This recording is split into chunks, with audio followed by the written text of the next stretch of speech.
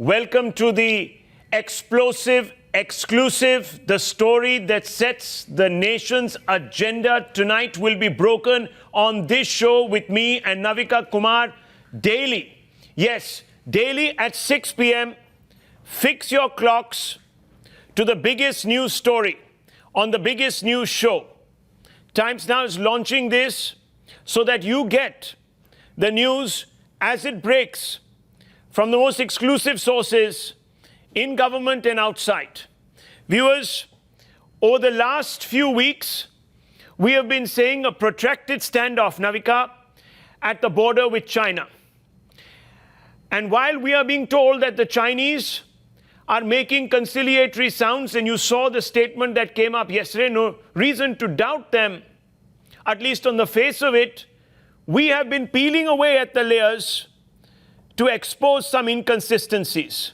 Navika, the story that we are going to be reporting will tell the viewers why India needs to not drop its guard at this moment in time. Why? Because it exposes China's doublespeak. We have been able to access certain satellite images, and they tell a story of their own. Absolutely. In fact, all the conciliatory sounds that have come in from China over the last 24 to 36 hours haven't really amounted to much on the ground. It is an eyeball-to-eyeball confrontation where, of course, the Chinese troops have not crossed the LAC, but Indian troops have been put there and they are standing there without conceding any ground, and that's the decision right from the top in the government that there will not be any let up in India's guard in this area. In fact, it's both the Sangso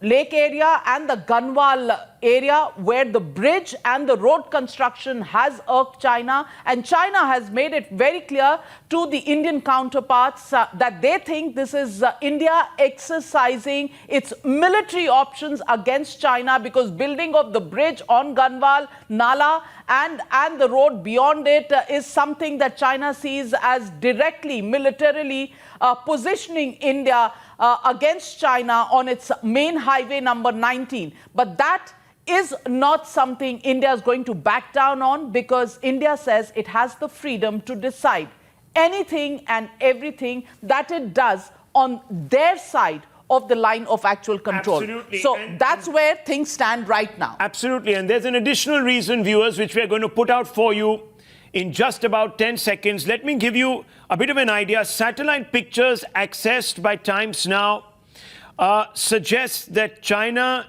is trying to spin a little web of deceit around India.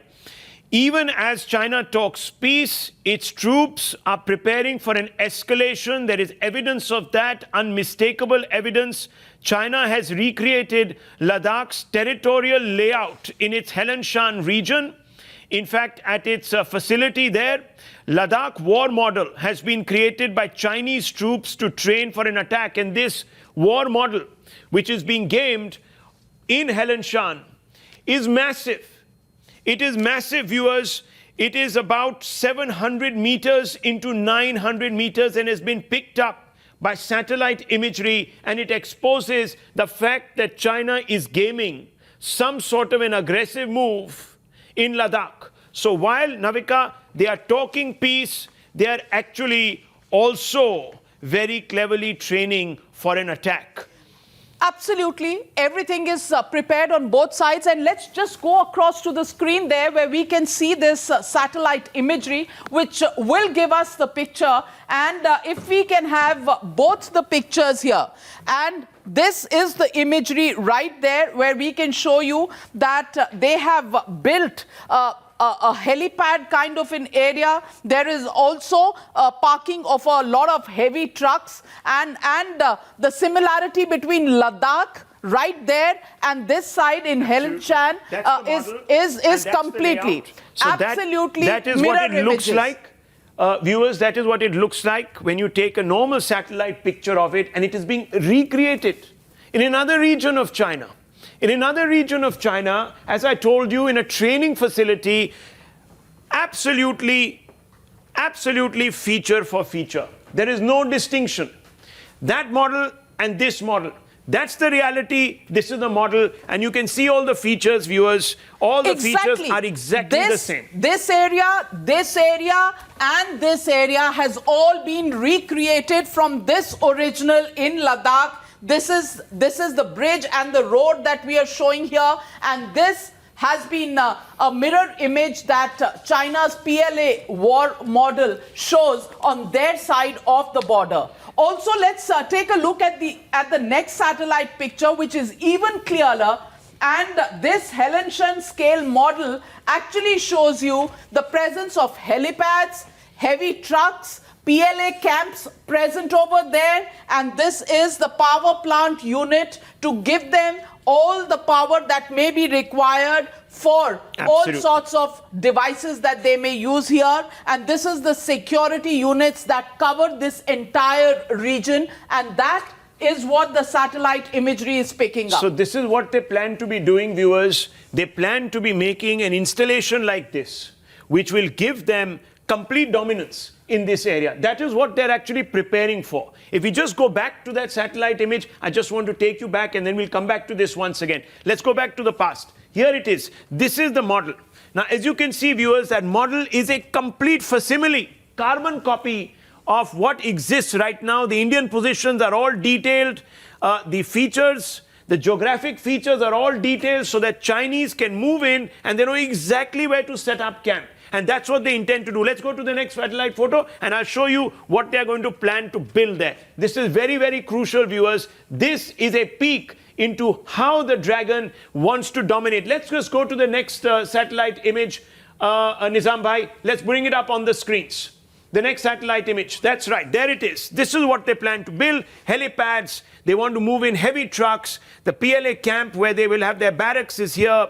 The power plant unit. This will give them long-term sustained dominance in this particular area. That's why India, Navika, is not wanting to lower its guard. This is the plan that they want to put in security units over here. And this is in response to India actually building just roads. Yes. Because India needs roads and China has made a lot of roads that come right up to the Indian border. But if India builds those roads, there is a problem and there is a threat perception that China has pointed out to. But at this point, India not willing to back off. And ladies and gentlemen, what you need to keep in mind is not just the fact that China is looking at this region to really look down India at this moment. India has decided to stay there, look them right back into the eye and not back off, because India knows where its interests are, and on both sides, on this side China and that side Pakistan or Pakistan-occupied Kashmir, and that is really going to be somewhat of India's problem, and India is being prepared for that, not willing to blink at this point in time, and that's the decision. Even after the reconciliatory tone that China has adopted, India is not letting down its guard. This could be a long haul. Absolutely. I think that's really the message also that we have been picking up from government. We've been speaking, of course, the government is very optimistic, but cautiously so because of these reasons. They know what China is up to. If we can access this open source intelligence, then the government of India has a lot more of it, and therefore they're not buying straight into the Chinese rhetoric. Yes, the Chinese have softened their tone, but there is always a possibility that they might actually want to mislead us. And I want to quickly bring in Nikunj, Srinjoy, Pradeep, all our top colleagues. Nikunj, Srinjoy, I'm not surprised, Nikunj, that these pictures have emerged. The Helen-Shan Training Center is a state-of-the-art facility that the Chinese use to train their troops, to give them what is really real-life exposure to a battle situation or a theater of action. And what they've done is they built a scale model, one of the largest in the world, so large that you can actually pick it up on satellite. I mean, this tells you that you can't take the Chinese at face value. Well, never and never absolutely, Rahul, should Chinese be taken at their face value. And I do not say it only speaking from the prism of the history that we have had with China. The entire 1962 conflict and China's behavior post that, even up till Kargil war, is full of doublespeak, duplicitous behavior and treachery. Now, I am not only speaking from that perspective, but I spoke to an official posted in Ladakh region just yesterday late evening. And he told me that intense activity is being seen on the Chinese side. So quite clearly, the monitoring devices, other than the human int, is all picking it up. And it all adds to intensive activity on the Chinese side.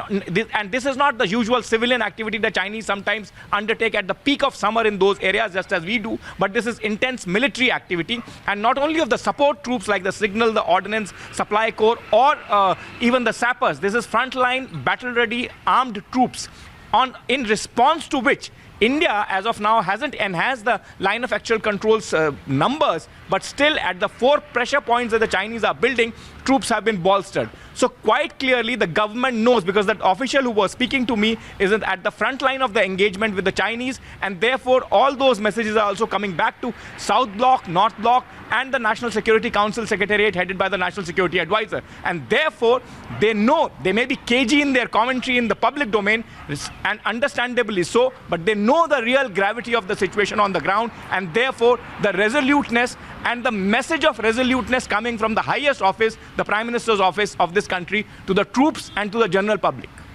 Well, Srinjoy, I want to ask you, China is not just looking at the Ladakh area. This began, in fact, earlier this month, when on the 5th of May, we saw some activity in the Sikkim area, and then the action really moved to the Ladakh area and has continued there for a while. So this seems to be some sort of a planned situation. Remember, Srinjoy, India has supported a group of 61 countries that have wanted to get answers from China on the origin of the COVID virus. And also China understands that if there is a strategic realignment in the world, with the United States flexing its muscles and trade trouble brewing between the United States of America and China, it definitely would want to show its might against India, because India is the option that many in the world will see as a strategic partner. Is China therefore trying to actually achieve 2 goals with this standoff and this threatening posture on the Indo-Ladakh region? Yes, that's very, very possible, Navika. Yes, there was a brawl between Indian soldiers and Chinese soldiers in Sikkim, right at the northeastern tip of Sikkim. And there was actually no reason for that, except that the Chinese seemed very aggressive. And after that, as you rightly said, this Galwan situation has happened in Galwan Nala. Why cannot the Indian people build their roads for the people of India? Why can't the government build roads and bridges? This is for the people of India. There are no people on the other side of the line of actual control. There are people on this side.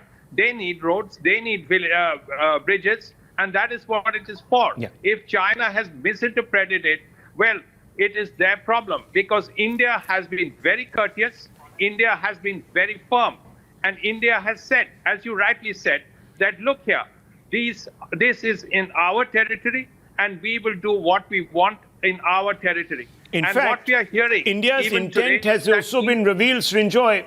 You have been speaking, of course, to sources in government. Navika and myself have been speaking to sources in government. And what we have been able to now glean is that India, despite the conciliatory talk from China, and we're going to break that next, this is very, very big, viewers, India's intent on staying the course with China, Indian troops are going to be digging in to thwart any misadventure. Obviously, these satellite images that are available perhaps also to the Indian intelligence establishment would have alerted them to the possibility of China saying one thing in public but doing quite another in private.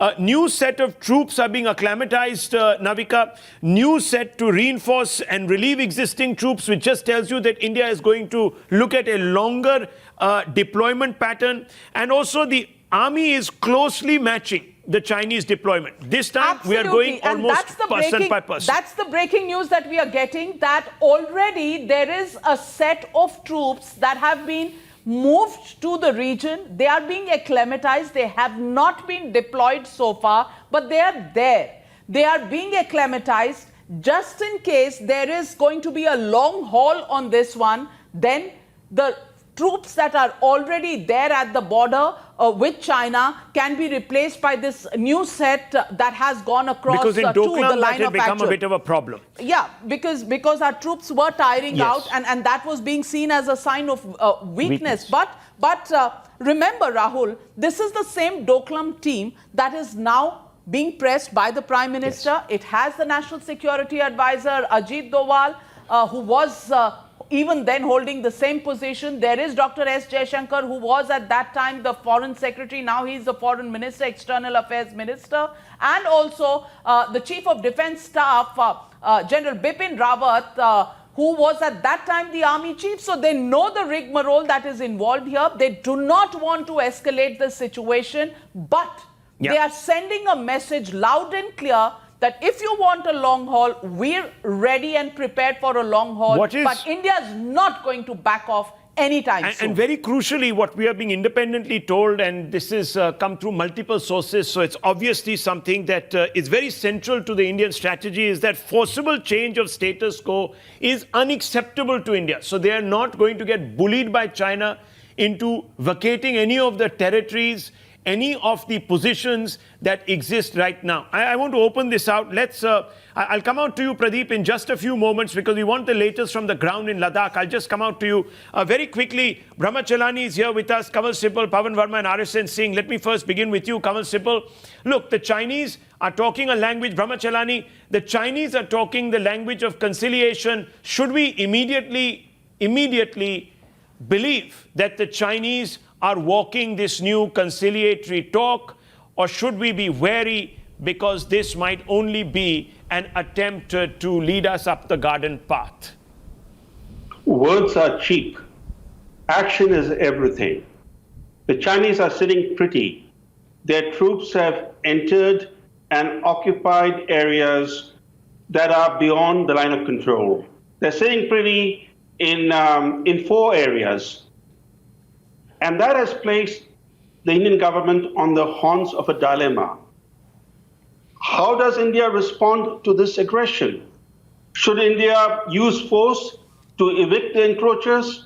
Any kind of use of force will mean a war. So what India is doing is ramping up counter-force strategy. That is, placing as many troops as it can to counter the Chinese forces at these different points in Ladakh. But I think we have to now face up to this central issue that India today faces a crisis, a military crisis that is of a very serious nature. India has not faced this kind of a military crisis in a long time. If you go back and look at what happened in 2017 in the Doklam Plateau, that was one localized confrontation. Now we have multiple confrontations that are ongoing in several different points. So we are faced with a very difficult situation. The options for the government are all difficult options. If the government admits the Chinese encroachments, it'll come under tremendous public pressure to evict these encroachers. It cannot admit that because the options for India are all unpalatable. So we are not admitting the fact that China has entered and changed the status quo. I think we need to face up. We need to face up to this central issue that we are faced with aggression, that there has to be a strategy to restore the status quo ante. And the only way you can restore status quo ante is by mounting pressure on China and making China realize that there are economic and diplomatic costs to pay for its military aggression in Ladakh. Well, Mr. Kamal Sibal, let me get you in at this point. Mr. Brahma Chelani has made a very crucial point here. Do you think after this, aggressive posture that China has taken, just putting pressure at the border is going to, for India, get it the desired result? Will it have to be a combination of diplomatic and strategic moves that India will need to make? And where do you put US President Donald Trump's statement yesterday, while many in the Indian establishment say that there has been no request for any intervention, but Mr. Trump's statement is there on the table. How does India really respond to that and to the situation created by China? Let me make a few points. One is that the soft noises coming from China is part of their psychological warfare. They want to confuse Indian public opinion and erode support within the country for standing up to China. The argument would be, since China is reaching out, then you should also try and engage them and see if this can be resolved. So they are actually, in a sense, undercutting us domestically. That is one. The second is that if you examine what the Chinese are saying, it actually amounts to nothing at all. They say we should communicate with each other. For heaven's sake, we've been communicating with each other for so many years. These special representatives have met for 22 times. And there are so many other channels of communication that have been established at the border, local commander level, beyond that, and at the political level. So there is no lack of communication. Then for the Chinese ambassador to say that we pose no threat to each other, it goes against the facts on the ground. Not now, but for years. They have been posing a serious threat to our territorial integrity. There is no strategic trust between the two countries, which he talks about. And he said, let not differences overshadow relations. How can the differences not overshadow relations? What they really want is that we will have a free hand to do what we like at the strategic level, at the military level, but our economic relationship will continue so that your market remains open to us. And similarly, for the spokesman in Washington, in Beijing, to say that the situation is overall stable and controllable, actually means that India has the onus of controlling it, not them. Because they are the ones who have taken these aggressive steps, not India. India is in a defensive posture.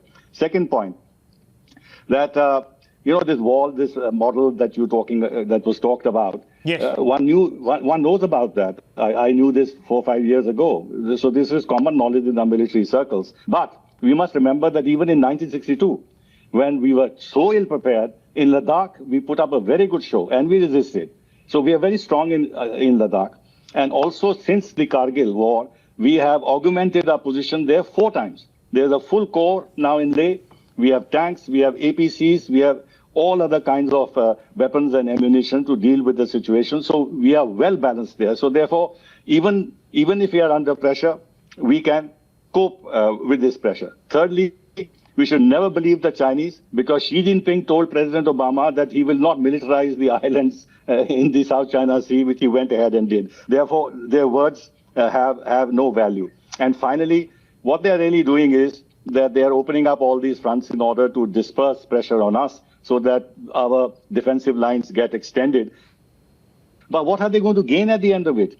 A few yards, a few meters, 1 kilometer in a desolate area, and look at the damage it will do to them. Look at the huge international damage it will do to them for nothing gained on the ground. For nothing gained on the ground. And in fact, we should stand up. We should be uncompromising. There should be a stalemate, because a stalemate defeats the mighty PLA, which goes on brandishing its weapons in parades and this and that and that.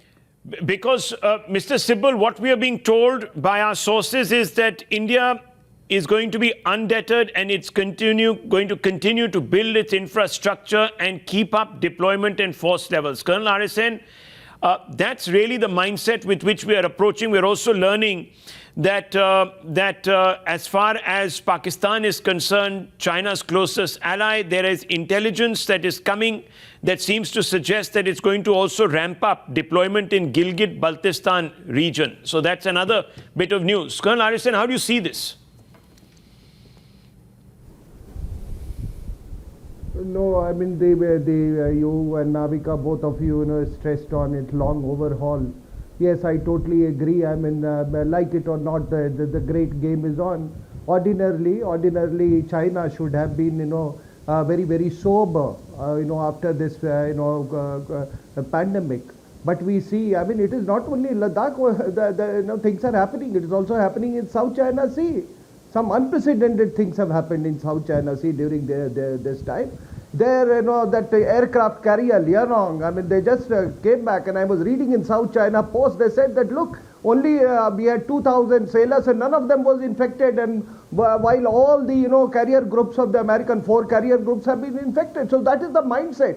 It is not only happening in Ladakh, it is also happening in South China Sea. So things are happening in Taiwan Strait also at this point of time. And there, sir, the experts may not agree with me. There I have a very, very serious doubt that was it a biological warfare. Given China's, philosophy of unrestricted warfare, I don't want to go into detail. But why India? Why India? I'll tell you, sir, why India? Why Ladakh here? Because you are key to the Belt Road Initiative. Without you, China-Pakistan economic corridor is not possible. Without Absolutely. you, China-Pakistan... And Mr. RSN saying the fact that there is intelligence on increasing of troops by Pakistan in the Gilgit-Baltistan area. The intent is very clear. China on this side, Pakistan putting pressure on that side, and anyway, China can order Pakistan to its own desire whenever it wants. And that's the game plan that China is trying to play. But India, for the moment, has decided it's going to be eyeball to eyeball. They're not easing up pressure, and they're not taking the words that China has spoken yesterday at face value. Yeah. We'll take a short break. We'll when we come back, we will come back to Mr. Pavan Verma on where things go from here. Short break, back soon. Breaking news coming in, Navika. Yes, breaking news coming in from our sources in the government. The government at the moment maintaining the position that China troops haven't really crossed the line of actual control, though they have taken a threatening posture on the 433-meter bridge on Ganwal Nala. In fact, China has also in a sense taken this belligerent position because it does not want this bridge and the road construction of over 3,600 kilometers that has already taken place, and another 900 kilometers remain to be built. It doesn't want this road also to be constructed because it will join Ladakh to Drabu, Shiok and DBO, and will look at China's main highway. So let me get in Mr. Pavan Verma. Mr. Pavan Verma, the position at the moment is that India is not letting off its guard. While Mr. Brahma Chelani has been vocal and said that the crossing of the LAC has been done, the government authorities at the moment saying it's not been done. Do you think at this time it's only a diplomatic coup of sorts that will be required to de-escalate the situation and restore it to a status quo ante position? You see, Navika, diplomacy is always an option. But the important thing is for the government of India to finally realize that you must not take a yielding position with China. And if we have decided that this time we will not blink first, I welcome that. You see, what is China's policy towards India? Consistently, it is engagement with containment. And one of the important things you have to remember is that China uses two tools to pursue this policy: aggression followed by tactical appeasement. We have unfortunately in the past fallen flat between these tools, not realizing the one thing that you must realize both in diplomacy and warfare: who is your clear adversary? In our region, let us not be in any doubt. China is an adversary. It sees India as a competitor to its belief its self-ordained belief in hegemony as the Middle Kingdom, its But destiny. Mr. Verma, I as think if to this achieve. government And has a India more is clear-eyed and competitor realistic an adversary. assessment of China. So we need to take a stand. And therefore, it has pressed on. I don't see at any other time, except for the last 5 or 6 years, so much infrastructure development that has happened along our frontier that is ill-defined and that we share with China. So that is something that we must Rahul, give if the I may government just credit complete for. my argument. Yeah, very quickly, because I need to break another big story. Yes. Yeah, I'll just complete my argument. Quickly, I want to say, the way to do it is first political resolve, which I'm glad this time the government has shown, and also in Doklam. Second is, you've got to reduce the asymmetry. China's build up on the border in terms of infrastructure. It can move 50,000 troops within days to the LSE. We need to upgrade further our efforts to upgrade the border infrastructure. And let me tell you, China understands a situation when a country says enough is enough. Absolutely, and that's And I don't exactly think what India is is a happening. walkover. And that's the reason And that's why the suddenly point out India of the has blue, reached. absolutely out of the blue, the Chinese have decided to do what they're doing.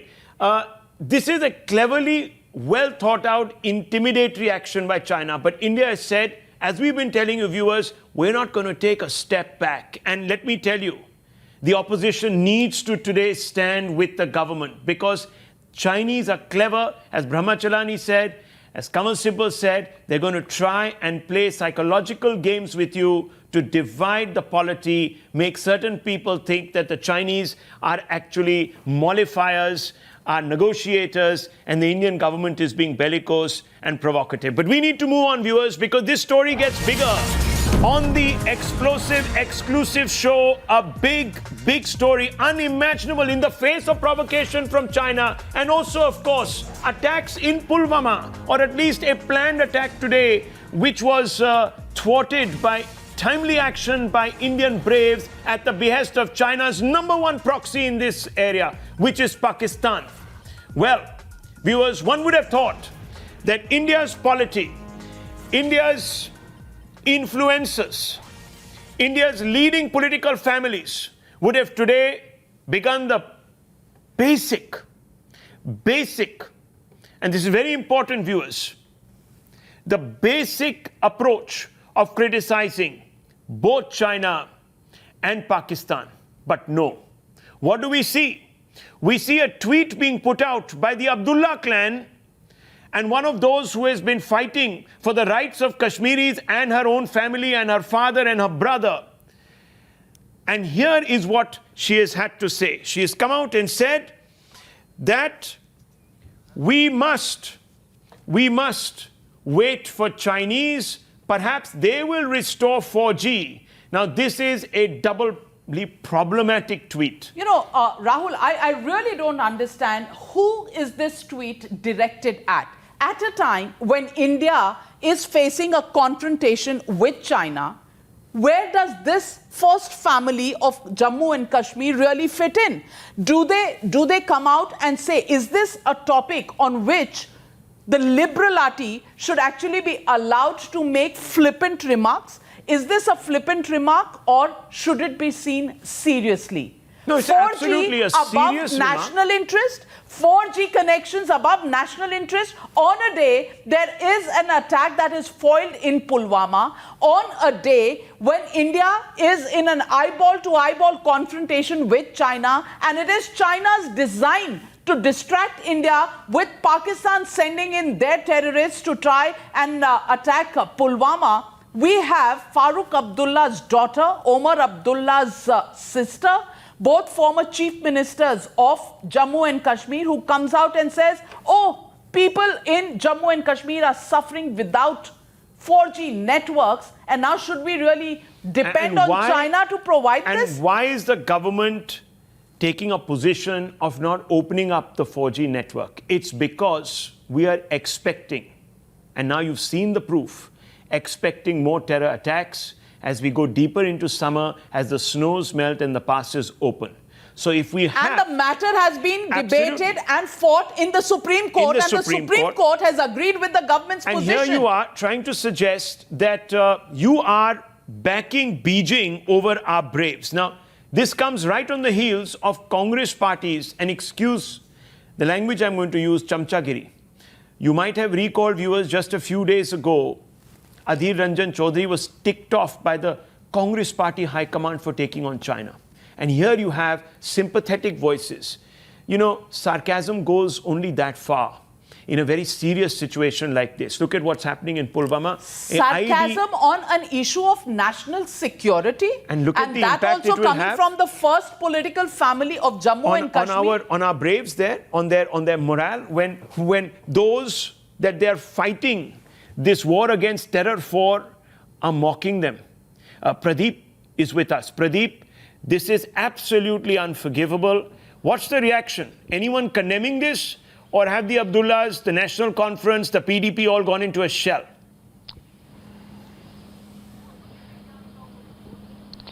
As usual, no reaction from National Conference, neither from their chamcha, as you said, Congress. Nobody has, in fact, come out with reaction opposing to this tweet from Safia Abdullah. As Navika was rightly saying, sarcasm over national security is like, in fact, sprinkling salt on the wounds of family members of all those bravehearts who have sacrificed their life, whether it was 1962 war, or whether it's counter-terror operations in Kashmir Valley, or whether it's 4 wars which we have fought with Pakistan. I think this was uncalled for tweet from her side. Nobody is really going to take it lightly. People feel that this was an anti-national tweet from her side. In fact, the BJP as well as the JK&PP, they want that action to be initiated against them.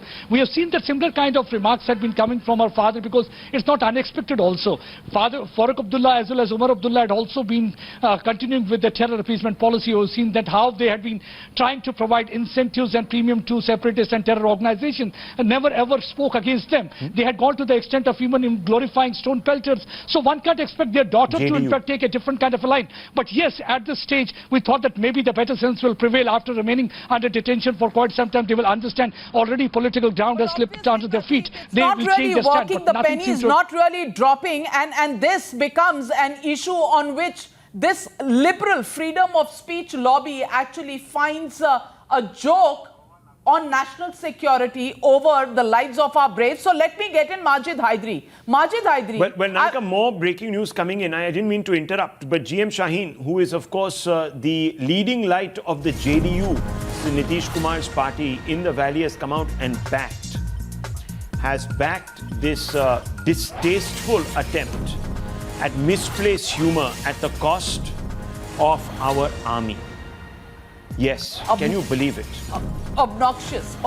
And Majid Hydari, I want to ask you, is this going to be above national interest? I'm going to come to you. Let's hear in Mr. Shaheen of the JDU, and I want an answer from you, a considered response on whether you think the Chinese will provide you a solution for Jammu and Kashmir over and above the Indian government. Listen in to Mr. Shaheen. See, I'm not looking something wrong in the Safia's tweet.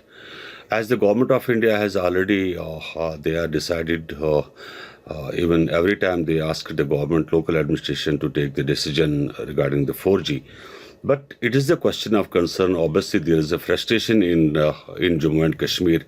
People are frustrated. Obviously, if they are asking about let the China, that is their frustration to let the China come and they will give you the 4G. This is a frustration, obviously, but you cannot stop these people. Even it is the responsibility of the local administration why they are not allowing to 4G.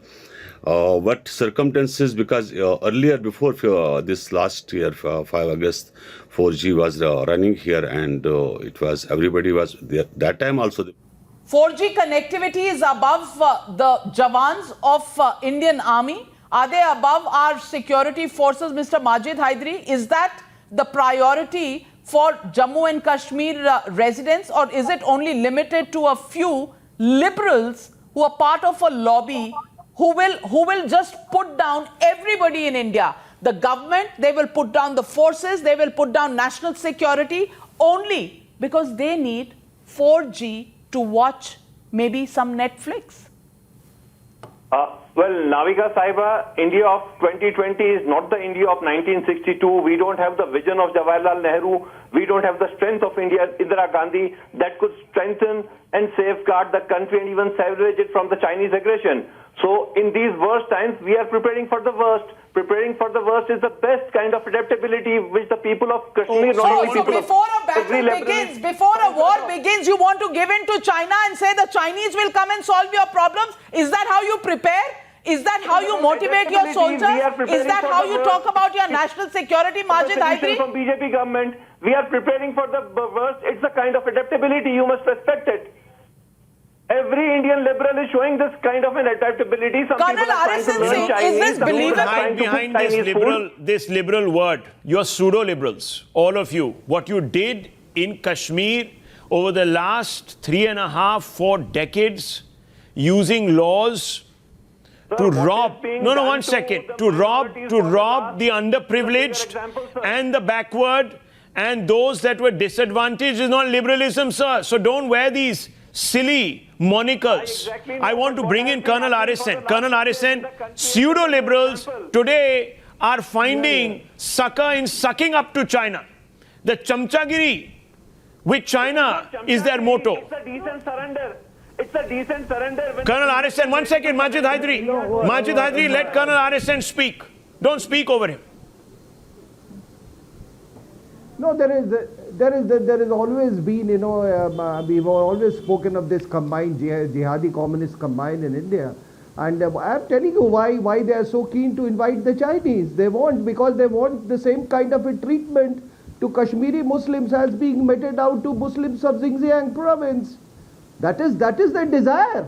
Now this gentleman who every day who comes on television and spews venom against India, ask him to condemn China today. Ask him to condemn China today for the treatment that it lets out to people of Xinjiang. Shut up! Shut up! अरे तुम चुप रहो यार. तुम चुप रहो. ना तुम्हारा कोई मदरलैंड है ना फादरलैंड है. तुम चुप रहो. They are putting up in Indian territory. तुम चुप रहो. तुम्हारा ना कोई मदरलैंड है ना कोई फादरलैंड है. Stand off. It is You China are the worst invaded kind India. of a You mind terrorist. it. You don't call it Coming stand off. every day on every television channel. Her television channel पे आके तुम्हारी शक्ल नहीं देखना चाहता हूँ मैं. I don't want to look at your face. Get out. It is a military invasion. Don't call it stand off. Listen, a simple question was asked. A simple question was asked. Will you condemn the Chinese for the treatment that they are meting out to Uyghurs and for the enslavement of an Islamic state like Pakistan? You take that position right now. No, then you argue. You take that position. It is no, 1 second, you listen to me. It's enslaved Pakistan and it is also enslaved the population, the Uyghur population. Now I'm asking you. You take a position. You take a position. Whatever is happening in Galwan Valley is the failed You take a position. failed policy. You take a position. Failed policy. What's failed about the policy? You don't want bridges to be built. You don't want roads to be built. You don't want to empower Indians. You don't want to empower the Indian army. What are you saying? Failed foreign policy. It clearly is a failed foreign policy of the No. This infrastructure should have been built 50 years ago, Mr. Kashani. You are not letting us have 4G because Did you observe fast? You want 4G, but you don't want roads and bridges in the region to help your own forces. Look at the misplaced priorities. I just want to say something. Low there, faders. I want to bring in Colonel Arasan on this. Colonel Arasan, I'm not surprised. I'm not surprised because there is a certain section of Kashmir that was very happily giving away Aksai Chin. Very happy in the knowledge that Gilgit-Baltistan and POK will have Chinese highways running through them. They're not even loyal to their own. Forget about India. This is that section. Colonel Arasan, this is that section. No. Sir, you go through the interview of a PDP, former PDP transport minister or PD transport minister. He had clearly said that the main player in Kashmir is China. I think this interview was given to Indian Express. I'm just, I can't recollect his name, but I'll tell you. Yes, he's broken away from the PDP now, or at least he's estranged. But my worry is, I'm not worried about. No. I'm not worried about this guy. I'm not worried about this, Majid Hydari type. I am more worried about the proxies here in Delhi. I'm more worried about the proxies like that this JDU fellow whose statement you read out. I am more worried about Rahul Gandhi, who went to the Chinese embassy during Doklam crisis. If I was the Prime Minister, I would have sent him to the nearest police station and he should have been interrogated like ordinary criminals as to tell this country as to what conspired between him and the Chinese ambassador. Why have we been all quiet on this? Well, subterfuge, we have no character. Subterfuge we have no character. Pseudo-liberalism has been the hallmark of some of these powerful political families. While on the one hand, Sonia Gandhi and Rahul Gandhi have forced Adhir Ranjan Chaudhary to delete his tweet, which was critical of China. And within days and of within the Congress days, you have Party the Abdullah lauding family. the Pulitzer Committee for the choices it made and the words it used, suggesting that India was some sort of an occupational force. I mean, it doesn't get worse than this, viewers. This will be a central debate tonight. We're going to be looking at this. We are calling upon the political class here in New Delhi, in the opposition, as well as in China, to take a position against this individual from the Abdullah family that has come out, and the JDU welcoming China, inviting China into Kashmir. Let's see if they have it in them. We leave it at that. Thank you for joining us on this new show, Explosive, Exclusive. Appointment with you every day, 6 p.m.